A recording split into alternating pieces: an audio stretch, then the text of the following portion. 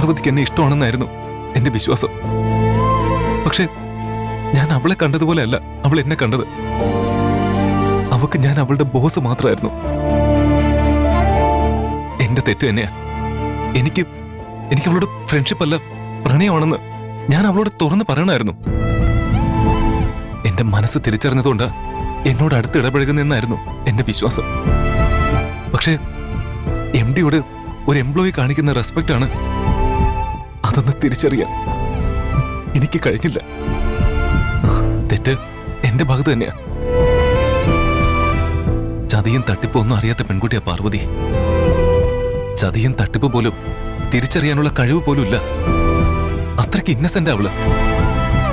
അത് മനസ്സിലാക്കിയ നന്ദൻ അവളോട് പ്രണയം അഭിനയിച്ച് ചതിക്കാൻ നോക്കി.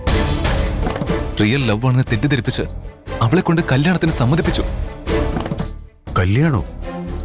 പാർവതി കല്യാണത്തിന് തയ്യാറായിരുന്നു? ആ നന്ദന്റെ പ്രണയ നാടകത്തിന് മുന്നിൽ എന്റെ യഥാർത്ഥ പ്രണയം പരാജയപ്പെട്ടുപോയി ഡാഡി. എന്റെ സ്നേഹത്തിന് വിലയില്ലാതായിപ്പോയി. ഞാൻ ആകെ തകർന്നുപോയി ഡാഡി. കരയല്ലേടാ. ദൈവാനുഗ്രഹം കൊണ്ട് പാർവതിക്ക് അപകടമൊന്നും സംഭവിച്ചില്ലല്ലോ. അതിൽ നീ സമാധാനിക്ക്. എല്ലാം ഓക്കെ ആവും. ഞാനല്ലേ പറയുന്നത്? എടാ, നിന്റെ ഡാഡി അല്ലേ പറയുന്നത്? ഡാഡി